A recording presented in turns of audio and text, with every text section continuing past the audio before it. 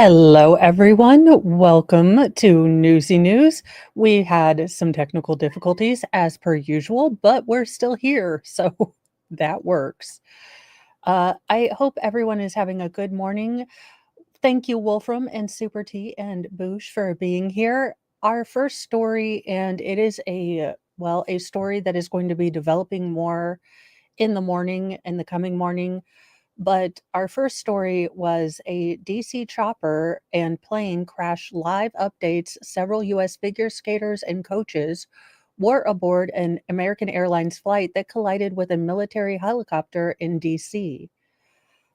There is still reporting that is coming out on this. I'm on the updates or updated story page on this. So right now, I will give you what we know, and I will see if they've got a press conference coming up today that I can cover. First responders are in desperate search for survivors after a military helicopter collided with a plane near Ronald Reagan, uh, National Airport in Virginia Wednesday night, according to officials. Now, the American Airlines flight was traveling from Wichita, Kansas, and collided with a military chopper while approaching runway 33 at the DC airport around 9 p.m., according to Federal Aviation Administration. So we do have 8 available new entries about this. So the DC plane crash, potentially the deadliest in the U.S. since the 2009 tragedy in Buffalo. The crash involving American Airlines plane and an Army helicopter in Washington, D.C. Wednesday night is potentially the deadliest commercial crash in the U.S. since the 2009 tragedy in Buffalo, New York. In that accident, all 45 passengers and 4 crew members were killed when a Colgan airplane crashed into a house on February 12, 2009. Another person on the ground also died when a Bombardier DHC-8 propeller plane went down near Buffalo Niagara International Airport, bringing the death total to 50. Now, it isn't clear yet how many people were killed in the DC crash. The American Airlines regional passenger jet was carrying 64 people when it collided with the helicopter and crashed into the frigid Potomac River near the Reagan Washington National Airport. More than 30 bodies have been reportedly recovered from the river as early as Thursday. Both flights were on a standard pattern on a clear night, U.S. Secretary of Transportation is reporting. So both American Airlines plane and the military helicopter were in a standard flight pattern on a clear night Wednesday night. This was a clear night last night. The helicopter was in a standard pattern. If you live in the DC area, you'll see helicopters up and down the river, the Secretary of Transportation, Sean Duffy, said. Now, both aircraft had standard flight patterns at the time of collision. The American Airlines flight was coming into land as it was in a standard flight pattern as it was coming into DCA. So this is not unusual with military aircraft flying the river and aircraft landing at DCA. The rescue mission switched from a recovery operation to a recovery. Okay, one second. I've got a cat who's upset because she's locked in my room. All right, yes, loud one. I'm sorry, my princess queen. How might I serve you today?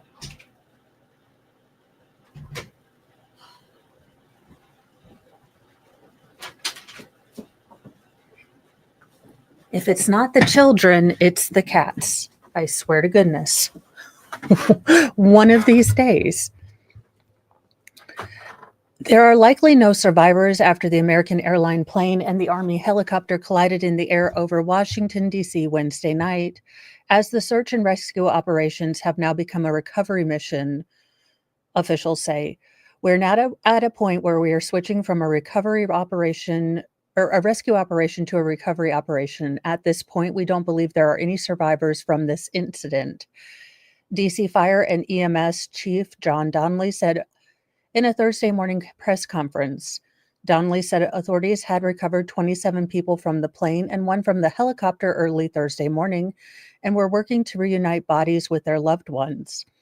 The American Airlines jet was found upside down in three sections, the Secretary of Transportation, Sean Duffy, said. So let me go back to this story because the one I pulled up right now is just the latest that was going through. Now, first responders have recovered at least 19 bodies from the river as of early Thursday, CBS reported. So it looks like we've got a timeline here at 5:18 p.m. American Airlines flight 5342 took off from Wichita, Kansas, bound for Ronald Reagan Washington National Airport. At 8:39:40, an Army HU-60 helicopter out of Fort Belvoir, Virginia, took off on a training exercise with 3 people aboard, flying up the Potomac River from the area of Langley, Virginia. Now, at 8:40, Flight 5342 began its approach at Reagan's National Runway 33 from the south of Washington, D.C. At 8:48 and 38 seconds, an air traffic controller tower radios the U.S. Army UH-60 helicopter. Apparently, its call sign was Pat 25 and asks, "Do you have the CRJ in sight?" Now, the helicopter pilot confirms that he saw the passenger plane and requests visual separation, confirming he is going to try to fly out of the plane's path. Now, something I have learned, and again, take it with a grain of salt because I only learned this watching, Mayday air disaster. And I don't know if this policy has changed, but when a pilot of a craft tells an aircraft traffic controller that they have visual confirmation of an aircraft, they are now responsible for staying out of the way of that other aircraft. It's not really the traffic controller's responsibility. Now, I don't know if they've changed that policy in the intervening years, but that was the general policy. Now, at 8:48 and 56 seconds, Flight 5342 and the helicopter collide over the Potomac at an altitude of about 300 feet. As the plane was traveling about 145 miles per hour per the latest recordings from the flight radar, and air traffic controllers can be heard reacting and asking, "Did you see that?" So there are a lot of questions that are kind of going through my mind, and I'm sure they're going through a lot of people's minds. So hopefully we will get another press conference. I will try to cover that and we can see what's going on because a lot of this doesn't make sense to me. There are, in fact, certain transponders that both aircraft, in fact, all aircraft flying should have that are called collision avoidance monitors, where if you get too close to another aircraft, it it starts screaming at you as a pilot. So I don't know how this happened. In a heartbreaking story, and God bless this husband because I can't imagine. A husband received a text message from his wife as she was landing minutes before her flight crashed as he waited in the DC airport. A husband revealed that he received a text from his wife minutes before American Airlines flights had collided with an Army Black Hawk helicopter in Washington, D.C. I'm just praying someone is pulling her out of the river right now. That's all I can pray for, Hamad Raza told WUSA from near Reagan National Airport. Raza was asked when he last spoke to his wife. She texted me that they were landing in 20 minutes, he told the outlet, showing them the messages on his phone. Raza said he realized something was wrong when his replying messages didn't get delivered. That's when I realized something was up, he said, pointing down at the undelivered messages on his phone's screen. The tragedy happened when a Black Hawk helicopter carrying 3 soldiers collided midair with a commercial American Airlines plane carrying 60 passengers and 4 crew members Wednesday night. Flight 5342, a PSA Airlines Bombardier CRJ 700 regional jet operating for American Airlines and traveling from Wichita, Kansas, collided with the Army chopper while approaching runway 33 at Washington's airport around 9 p.m. The American Airlines plane was reportedly split in half and is currently 7 feet underwater in the Potomac River, according to NBC4 Washington. Now, rescue efforts were underway in the frigid waters at this point of getting out this particular article. Fireboats are on the scene in the Potomac River in Arlington. The DC Fire and EMS Department posted on X just after 9 p.m. The Army Black Hawk helicopter that collided with the commuter plane was on a training flight, according to the military service branch. We can confirm that the aircraft involved in tonight's incident was an Army UH-60 helicopter from Bravo Company, 12th Aviation Battalion, out of Davison Army Airfield, Fort Belvoir, during a training flight, an Army spokesperson told Fox News. Now, we're working with local officials and will provide additional information once it becomes available.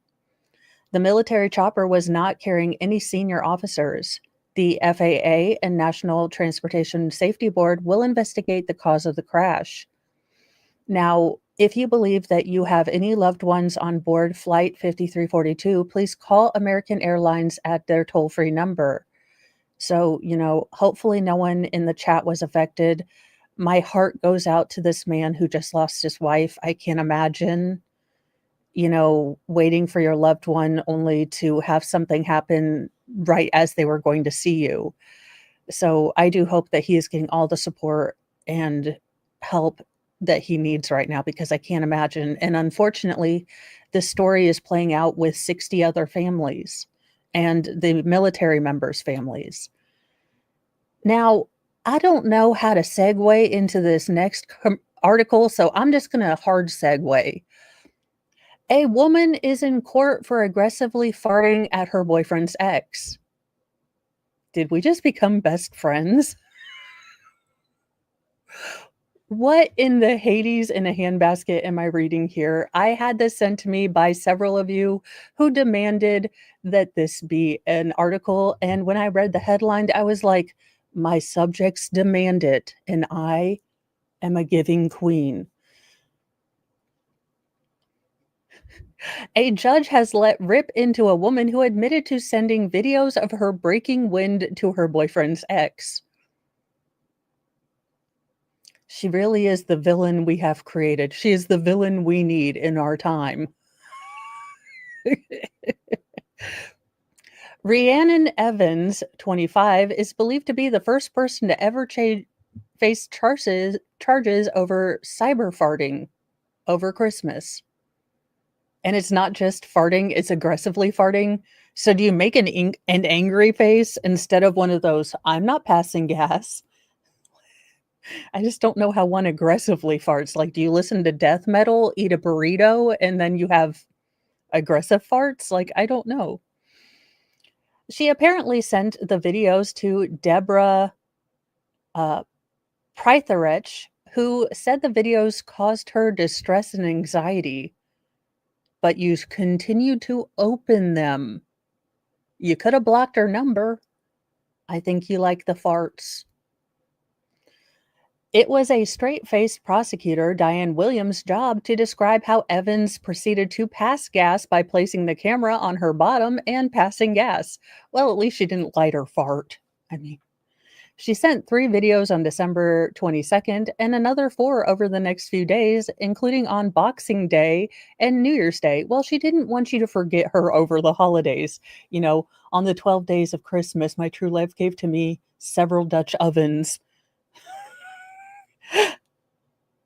No, I have farted.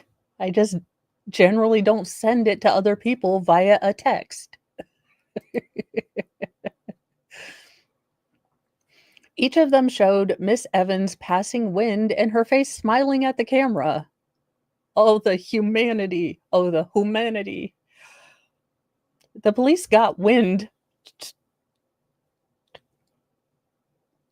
That was on purpose of what happened, and they followed through arresting her and hauling her to the courts in oh, okay, what the hell is that word, y'all?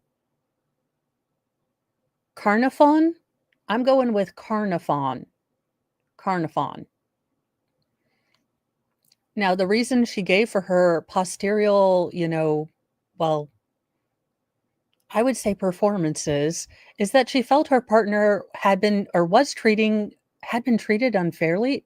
Wait a minute. So, okay, her boyfriend's ex. So this is the chick that screwed him up before you got him. Honestly, you have him.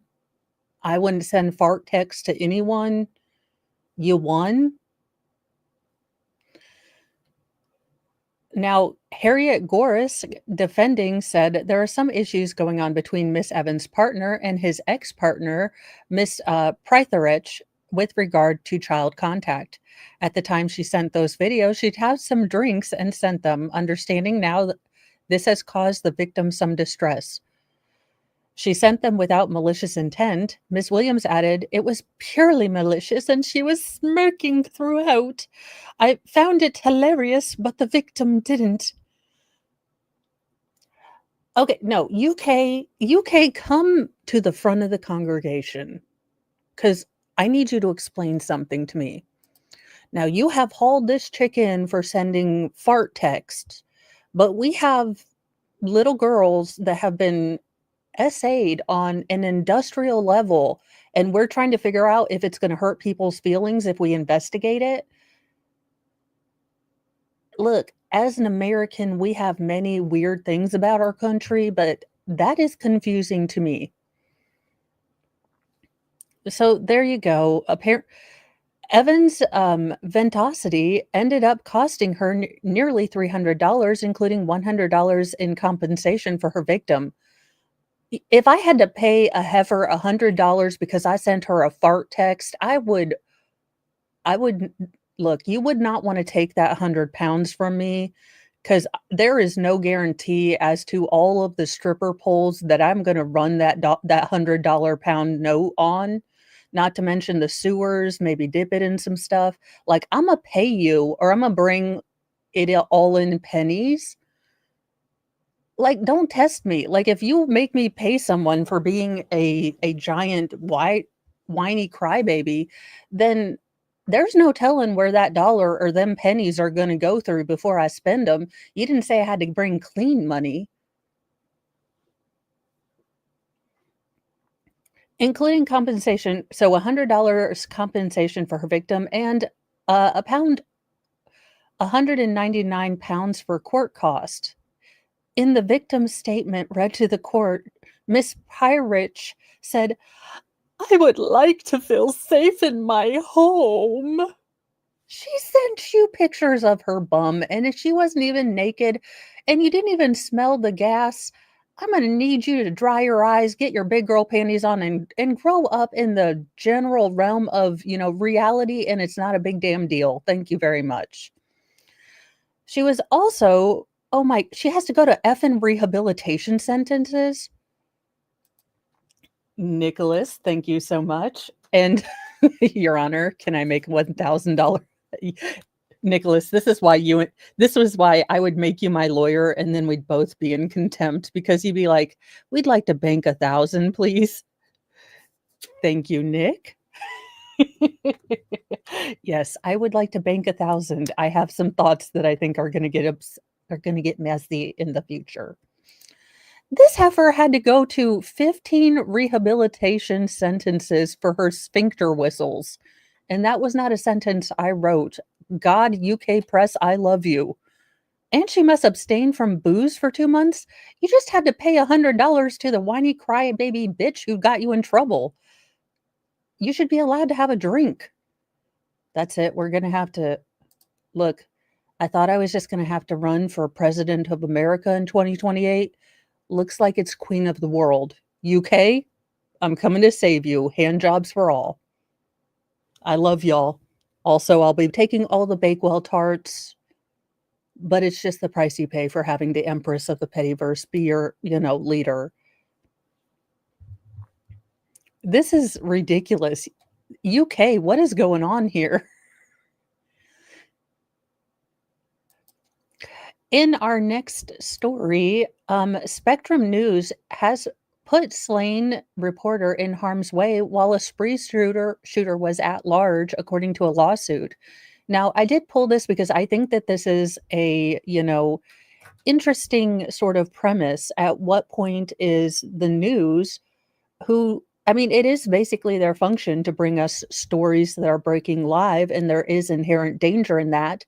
But what responsibility do they have to their employer or employees when they are getting said news? Uh, It is an interesting concept for me, and that's why I pulled it. Now, the family of a murdered reporter is suing his employer, saying that the company put victim Dylan Lyons in harm's way during a shooting spree and did it without giving him proper training for active situations. Now, Spectrum News 13, parent company Charter Communications, had Lyons and a photojournalist, Jesse Walden, cover an at large shooter who killed Natasha Austin, 38, the newly released lawsuit said. They went to the scene of the crime. The suspect, Keith Moses, 21, returned and ambushed the man, according to deputies in Orange County, Florida. Lyons died and Walden survived, but in critical condition. Right before shooting the men, Moses had forced his way into the home where he shot both a mother and her 9-year-old daughter, Tayana Mayer, the lawsuit said. Now, Tayana did pass away. Lyons' father, Gary Lyons, handles his estate and is suing on his behalf. The complaint alleges that Charter Communications sent reporters into harm's way without appropriate security measures, choices, or proper consideration for their well being. Defendant Spectrum employs news reporters and videographers, such as Plaintiff Lyons, to go into active crime scenes involving violence and provide coverage, they wrote. However, though Defendant Spectrum requires travel to high crime areas, Defendant Spectrum does not provide said reporters and videographers with any personal protection measures or security personnel. The complaint asserts negligence, virtual certainty, concealed danger, and gross negligence. At all times, material hereto, defendant Spectrum had a non delegatable duty to provide sufficient reoccurring journalism safety training to plaintiff Lyons and other reasonably foreseeable persons associated with their employment as news reporters, reporting on active news events in the public. Now, Najim Law Firm, the firm representing the Lyons family, has also promised to sue Orange County Sheriff's Office next week in connection with the same shooting spree. Charters Communications and the Sheriff's Office did not respond to comment. So I do want to see where this goes because I do feel like if you are a company that are sending your employees out to fairly dangerous situations, there may be a duty of care to get them at least proper training to have security, as in the matrix of your framework as far as keeping these people safe. It does seem like a pretty big oversight that that you would send reporters, videographers to these sort of dangerous situations. But we'll see how this plays out. If were a fan of The Voice, which I have never really watched, then alumni Ryan White Maloney, sorry, might have been someone that you knew. Now, considering I didn't watch the movie or the show, I don't, but he has passed away at his own hand at 44. And just as a note to anyone out there, lurkers in my chatters, people that'll see this on the replay crew, we all have some really, really dark days where we don't think the light is ever going to shine through again, but it will. And if you're walking through dark days right now, please hold on to hope. There are people out there that love you, that will miss you, and be devastated if you make a permanent choice off of a temporary dark situation. So please reach out, call. There are 24-hour hotlines. Do not leave your family behind. Ryan White Maloney, best known for competing on The Voice Season 6, has passed away. He was 44.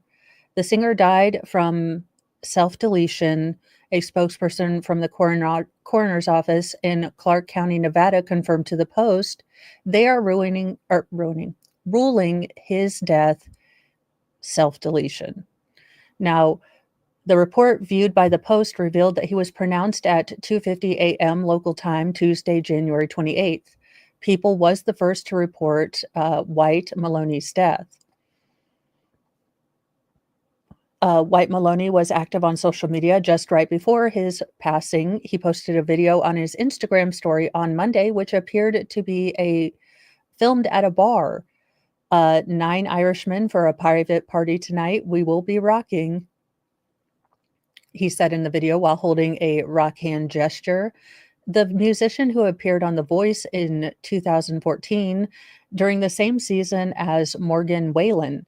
Now, White Maloney wowed all 4 judges with his performance of Lights by Journey, but ultimately chose Blake Shelton's team, and he went on to become one of the country star's top 5 finalists. During his stint on the competition singing series, he recorded 4 singles, including Lights, Tina Turner's What's Love Got to Do with It, Easy by Rascal Flatts, and Second Chance by Shinedown. The singer made it through 2 battle rounds on the Country Stars team and returned to the show to perform during the season finale. White Maloney reportedly stayed close with Shelton after The Voice and had an ongoing residency at the Stars venue, Old Red, according to his website. Now, the Post did contact The Voice, Shelton, and Wallen for comment. I'm guessing they didn't hear anything back since they said that they asked them, but they're not getting any quotes from them. Now, after his appearance on NBC, White Maloney continued to pursue his music career. In January 2023, he released a single on country radio called Don't Put Me in a Box before dropping Love with Nowhere to Go, Sleepwalk, and Toast to Tonight. White Maloney's website reveals he was also a songwriter for other artists and a studio musician, engineer, and producer. During his career, he reportedly shared the stage with Tim McGraw, Rascal Flatts, Shakira, Usher, Adam Levine, Alabama, One Republic, Coldplay, Robin Thicke, Ed Sheridan, and more. So, like I said, you guys, if you're struggling today, reach out to someone. And thank you, Captain Kern. Breaking, it has officially been announced that there were no survivors in the DC plane crash. Thank you for that. It's heartbreaking, and I hope we can find answers because this should not have happened. I don't know what happened, but airplane collisions should be a thing of the past. With all the technology, we have beacons that will move the plane almost independently, at least for commercial jet airliners. Now, I don't know about, but commercial jet airliners have collision insurance. They have a collision transponder, and they will automatically move a plane up or down if they notice something in the general vicinity. So something about this doesn't smell right to me. And I am going to go make myself a tinfoil hat, but that is for a totally different reason. And I don't know who she's representing, but I trust her until I looked at her penny problem glasses. But those boobs look pretty, legal. They look like rack of justice. It's the penny problem glasses from HR that I have an issue with. I don't care if you go in a see-through shirt, Miss Lawyer, but it's the penny problem glasses. Little Dirk's lawyer, Nicole Mormon, breaks the internet with stunning new photos. Now, I don't know who Little Dirk is or what Little Dirk did. I also know I'm supposed to be saying it Lil, although Lil sounds kind of like I'm trying to say Louisville, and look, you just can't say Louisville right because it's going to be Louisville or Louisville. Look, there is no way to say Louisville right. Oh, and Squid, you are smarter than me. If the plane was approaching for landing, all those autopilot systems are turned off. And this is why I have Squid around, because I only know about, this much, and that's because I watch plane crash videos for reasons. I have no idea why. It is sophisticated boobage. Not gonna lie. In recent days, Nicole Mormon, the criminal defense attorney known for representing rapper Lil Durk, has been trending on social media. Her newfound popularity isn't due to the high profile case or legal milestones this time. It's her recent photos that have set the internet ablaze, sparking discussions about her career, appearance, and influence both in the courtroom and online. Nicole Mormon is a Chicago native who has steadily risen to prominence in the world of criminal defense. A graduate of Southern Illinois University, she earned her law degree and has since become a powerhouse in handling felony and federal cases. Mormon started practicing law in 2016 and quickly built a reputation for her strategic approach to legal defense. Sure, that's all they noticed, ma'am. Were you wearing the see-through shirt when you did your legal okay, let's see if okay, well, it's just all see-through. Alright. I mean, hey, that all jokes aside, if I had her body, like, the amount of see-through so no shame, ma'am, like, no shame. It's really the penny problem glasses that I would like to have a conversation with you about, but and okay, I think I can say this because I am a female, but holy badonkadonk. Forget the boobs. We are hiding the whole treasure, the Georgia peach in the background. Ma'am, forget the boobies. You got a badonkadonk. I'm jealous. I'm just saying. Like, look, I have a SpongeBob SquarePants white as the white can be, rectangle Midwestern mama butt. If I had a juicy Georgia peach like that, there ain't no telling what I would look, with great power comes great responsibility, and I'm not responsible, so that is why the Lord will keep me looking like SpongeBob. Her work came into the limelight when she represented Lil Durk in a high-profile 2019 case involving charges of attempted murder, among other felonies. The case, which initially cast doubt over the rapper's career, concluded with multiple charges being dropped in 2022. Mormon's role in the outcome established her as a formidable force in legal circles. Now, Mormon shared two photos on her Instagram that quickly garnered immense attention and admiration. Now, the post amassed over 20,000 likes and drew more than 400 comments, with fans praising her style and confidence. Uh, you know, not- I will say, like, she's on her own time. She's not in a courtroom. If she's feeling sexy and she can walk in them shoes, which is not a thing that Mo would ever be able to do, then I say, madam, go get your sexy back, go get your Stella's groove and go for it. You know, I don't care. You're a lovely looking woman. I don't think it's a big deal. To anyone that's hating on her for not being professional, obviously she's not in a courtroom. It seems like, having gotten her clients' cases, a lot of his charges dismissed, means that she is that bee in the courtroom too. So I have no hate on her. It's ridiculous. And I think a lot of, male LawTube will be fans, but I do think Jeff would have been okay with it. He's like, "I'll allow it, just this once." So, honestly, she seems like a badass female lawyer. I would love to talk to her about what her strategy was going in, how to get these charges dropped. I have no issue.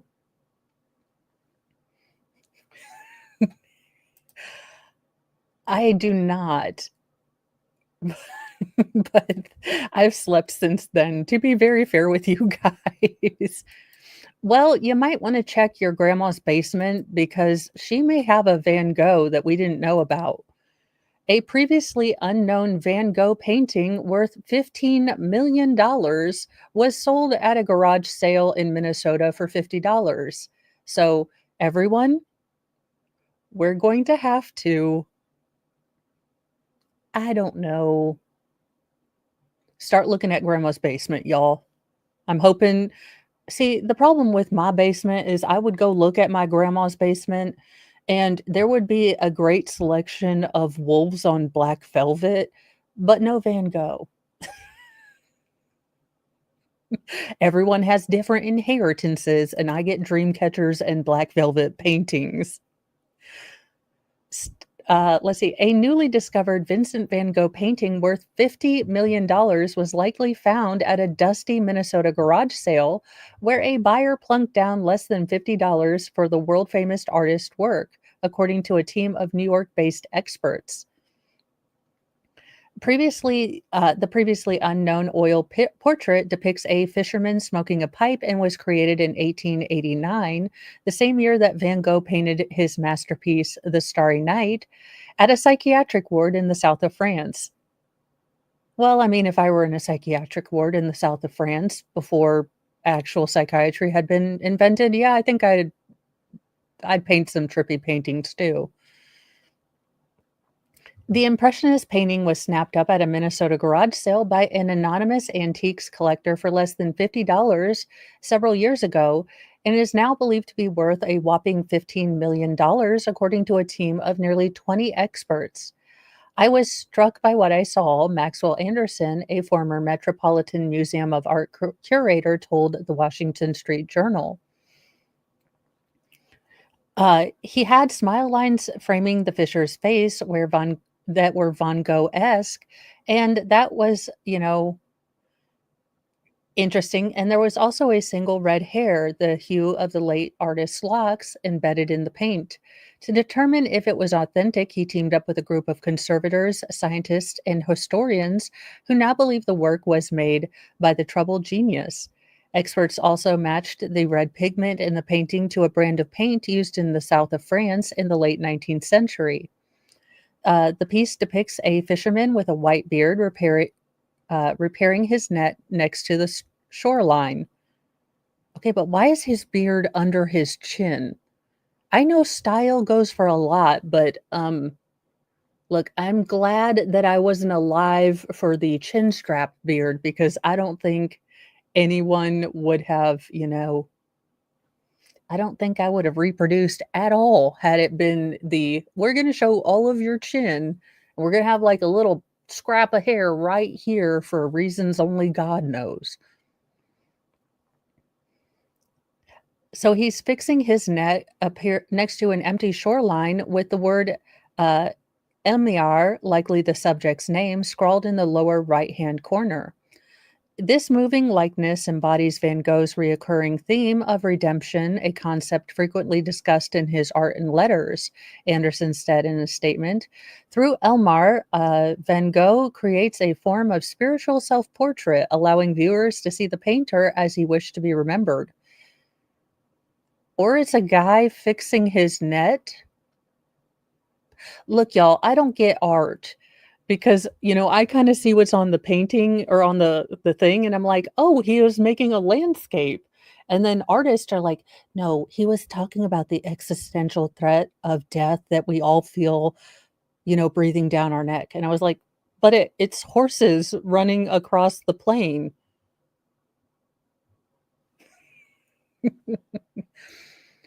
The painting still needs to be given the thumbs up by the Van Gogh Museum in Amsterdam before it's recognized as truly authentic. While authenticating the art, a team of roughly 20 experts from fields including chemistry, art, and patent law joined forces for the New York based art research firm LMI Group, which brought the painting from the anonymous antiques collector in 2019. Probably not for $50, though. So, like I said, we're all going to start looking in grandma's basement. In would Lord Chippy attendants please come to the front of the room because I think we got two ladies. Now, usually we don't have two ladies on at the same time, but there we go.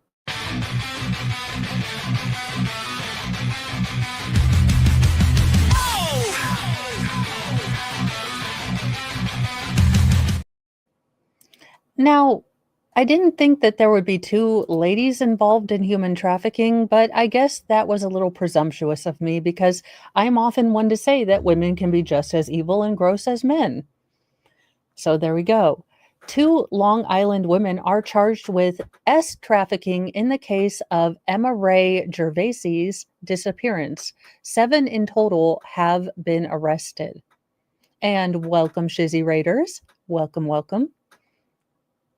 Two Long Island women were arrested for their roles in the months long disappearance of a 14-year-old Emma Ray Gervaisi, increase, increasing the number of suspects in the case to seven.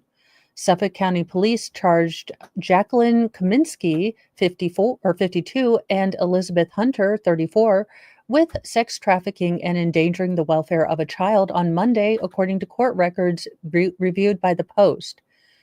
Now, Kaminsky allegedly transported Gervaisi to Busey Knights, Copahogue. Crap, where is this?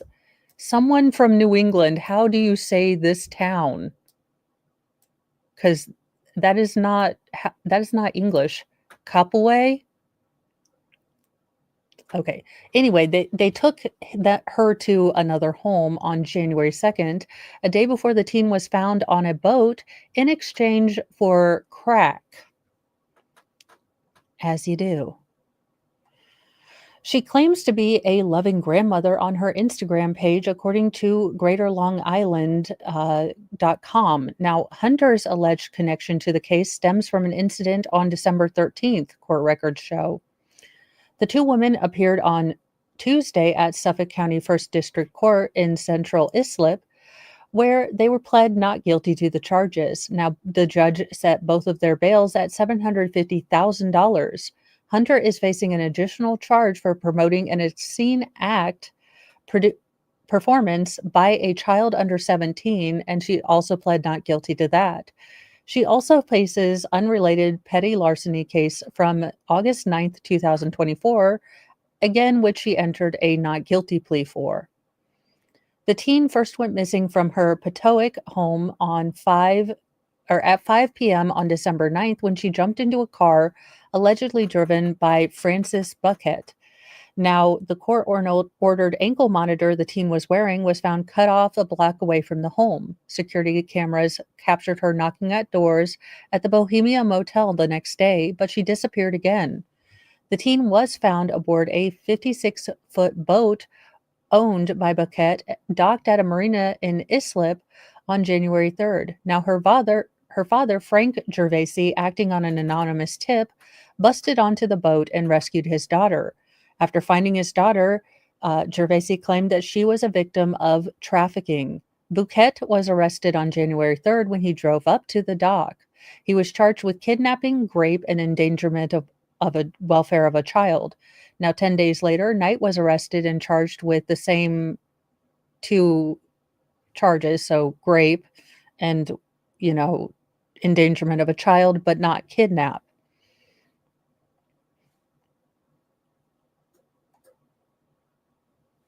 Now, this is the father, and I'm going to tell you, not going to lie, the father, I'm not crossing this dad. So these people must have had brass tits, brass balls, or no brains. Now, Frank Gervaisi reacted to the news of Knight's arrest in a Facebook post. What happens in the dark will come to light, as I have said over and over again.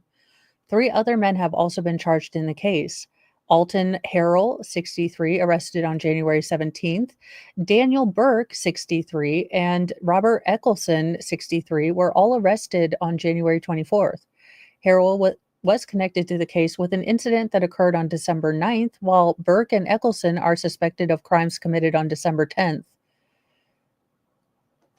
So I hope we get some real, the real information on these monsters. And then, well, allegedly in Minecraft, Gen Pop justice does not go well for people that mess with small children. And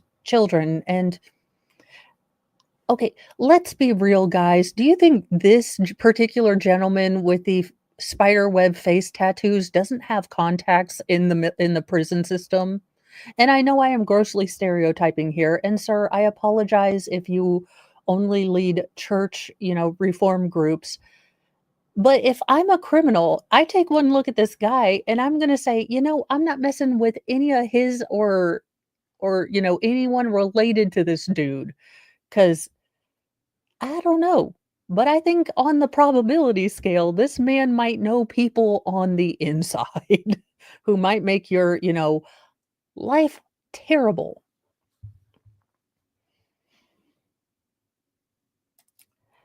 This was another interesting case, because I do see both sides, but I don't know how we would fix this.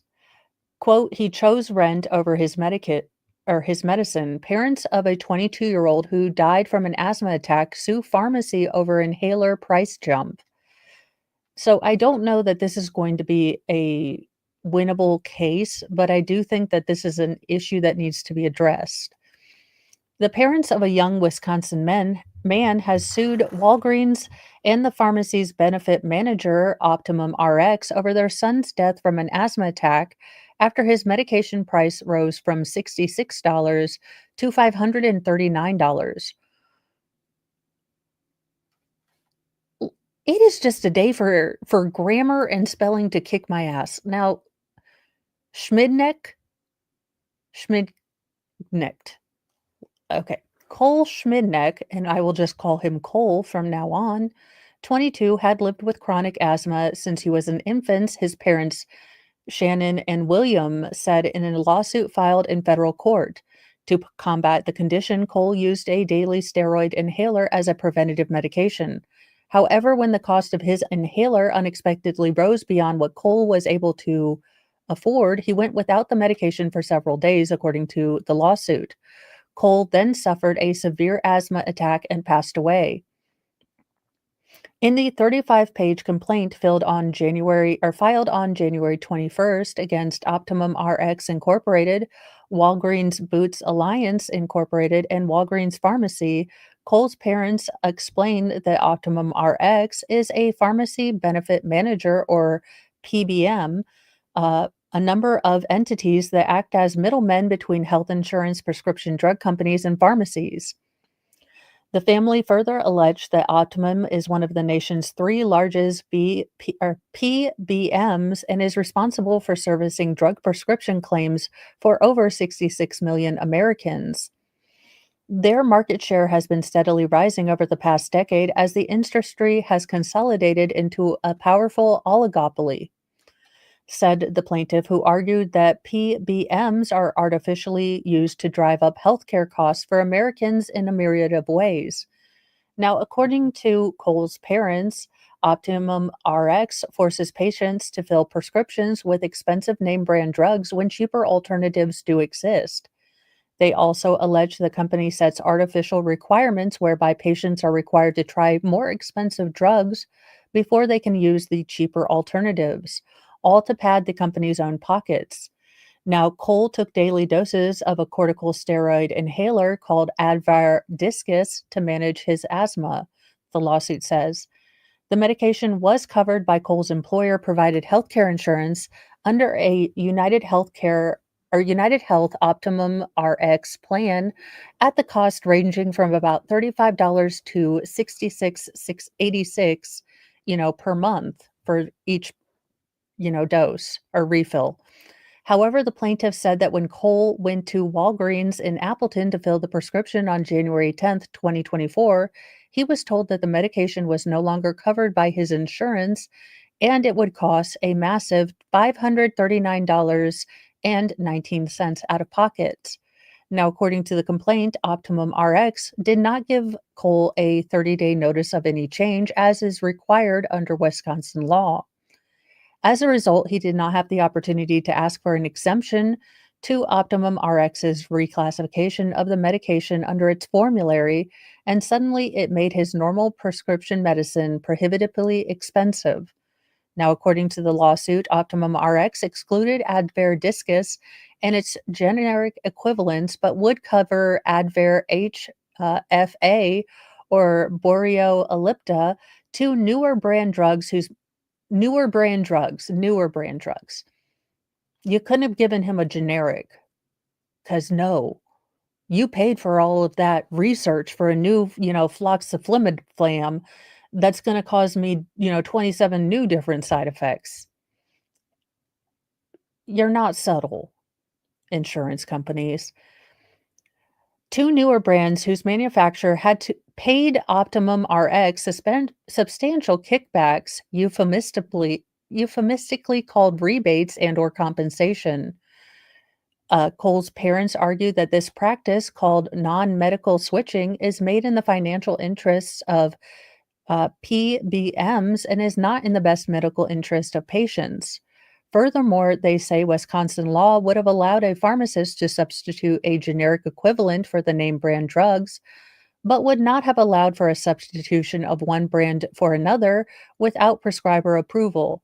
Further, they said because Advair Discus is an inhaler, it is not available in a short term supply, such that Cole might have been able to purchase a small amount while he secured prior authorization for a drug substitution.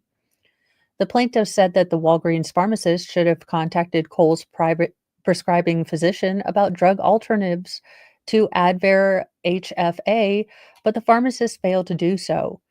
Neither, they say, did the pharmacist contact Optimum RX or Cole's doctors to request an exemption, provide Cole with a free sample or discounted inhaler, or do anything meaningful to help the situation. Unable to cover the cost of the unexpected, hike, Cole left the pharmacy without his medication. The insurance company changed the formulary and raised the price of it over $500, Cole's father said.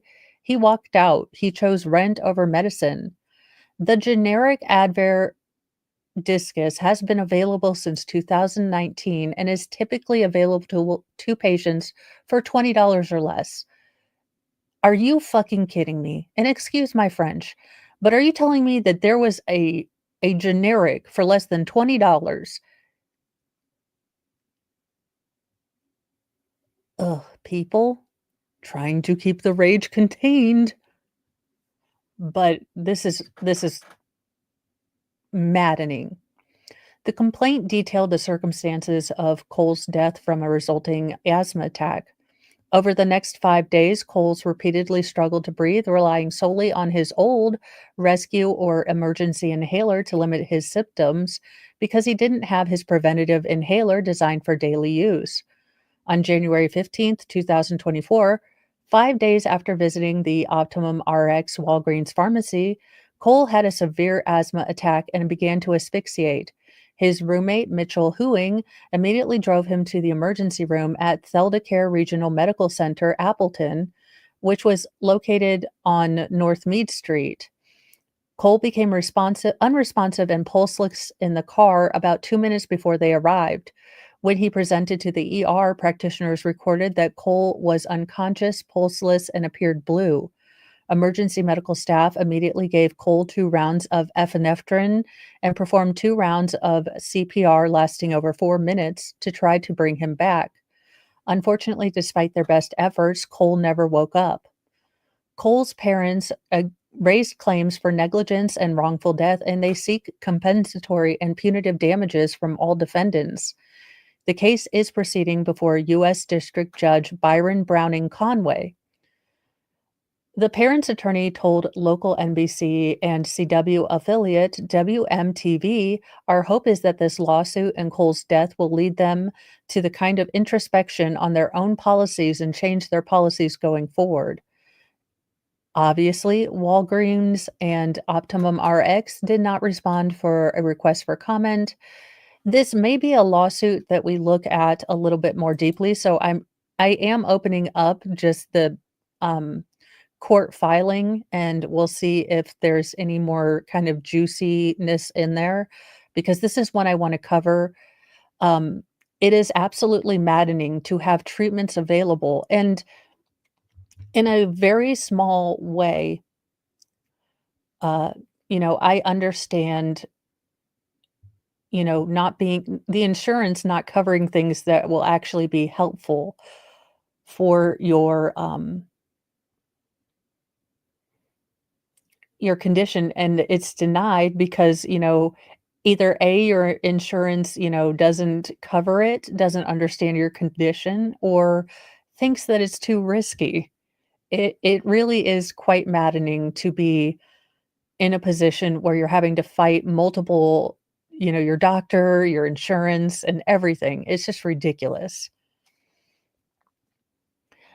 Well, everything's sunny in Key West, and look, they're even happy in their mugshots, but I guess if the officer let them finish, who wouldn't be smiling? Even in Key West, you will get arrested for having smeks on public sidewalks. Well, what was that movie with Jason Statham? Because I don't think they watched that movie because I'm pretty sure it's legal in that movie. Even in Key West, Florida, where some, behavior is tolerated, you're gonna get arrested for having the smexy time at 4:20 AM on the sidewalk adjacent to a main road through town. I mean, I guess if everyone wants to follow the rules and stuff. Early Tuesday morning, cops were driving on a two-lane stretch of US Route 1 when they spotted a woman bent over in front of a man who was thrusting his hips back and forth. Gee, I wonder what's happening there, Your Honor. While the couple was situated in front of a pet grooming business. They were doing doggy style while in front of a dog grooming business. You can't make this shit up. This is hilarious.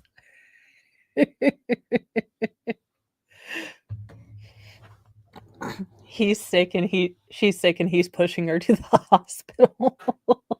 Look, I was trying to leap over her back like we used to do in elementary school and I got stuck. That's why they didn't used to let us play naked.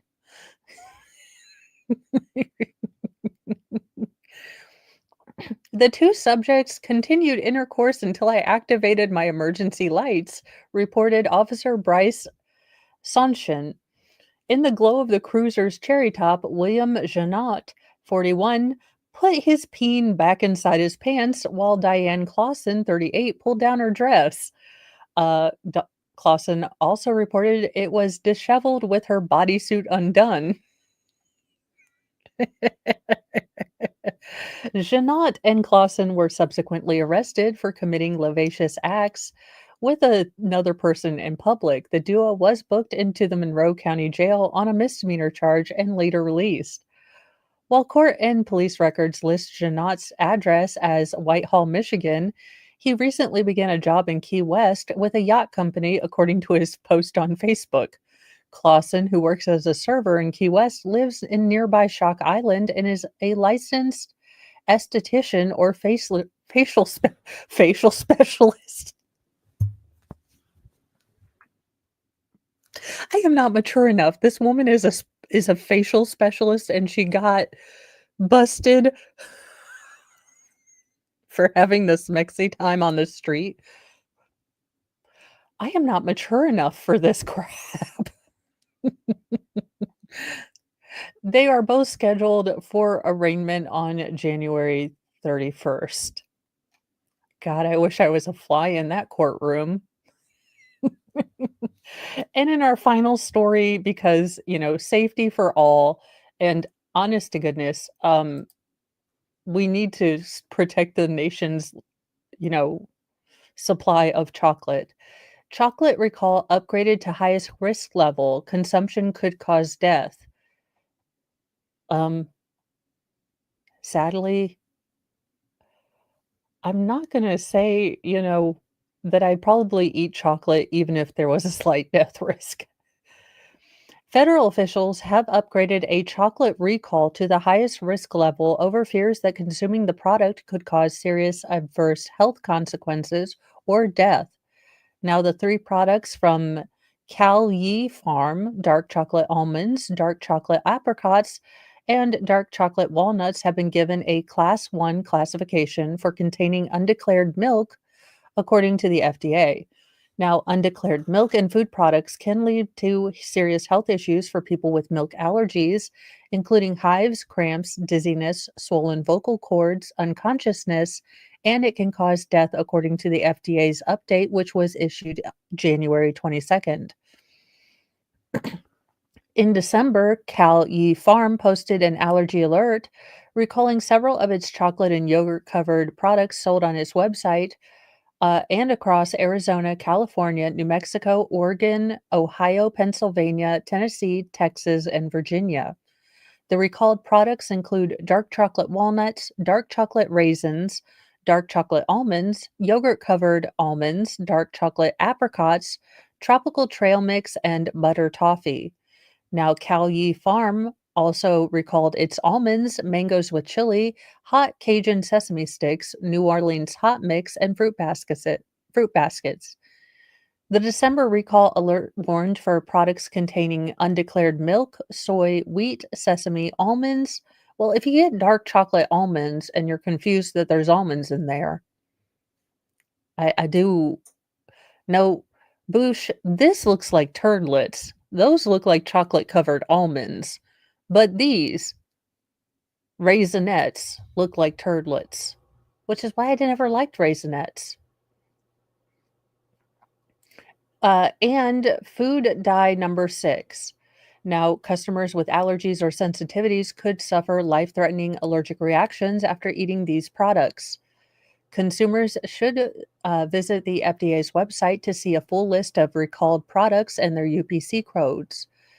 Calyi Farm issued a recall after the FDA inspection of their facility revealed that products containing potential allergens were distributed in packaging that did not disclose the presence of milk, soy, wheat, sesame, and other things. Now, the snack maker has fixed the labeling issue for future products. We did voluntarily recall, for all of this, and we are changing our labels to be consistent with known allergies. Now, if anyone is trolling the Twitter sphere and can let me know if they're having a press conference about the airplane crash anytime soon. I have a couple things I need to do this morning, but if they're having one today, I wanted to try to catch up with that as I'm looking around.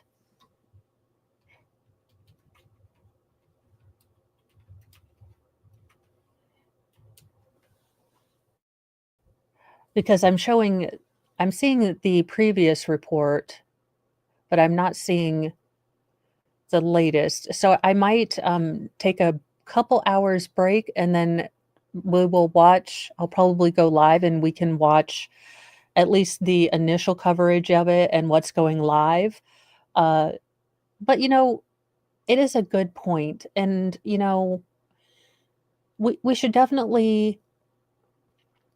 we should definitely check in on our families. We never know, and the next day is not guaranteed. So always a good reminder when I follow the news and I do this, really connect and tell people how you think and that you love them and that you appreciate them every day because you never know what could happen. So, on that note, I'll leave you with that and have a lovely day. Be kind to yourself, be kind to others, but carry a can of bitch fire because kindness doesn't equal doormat.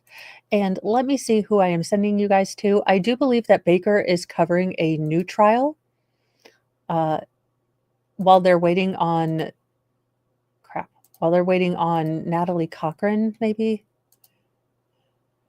Oh, Colin Griffith. Okay, the boy who had self-defense with his father and then went on to unalive his mother for reasons. Anyhoozle, I will see you guys tonight for nightly newsy news and probably some news shenanigans throughout the day. I hope you stay safe, stay warm, and I will see you in a little bit. Bye, you guys.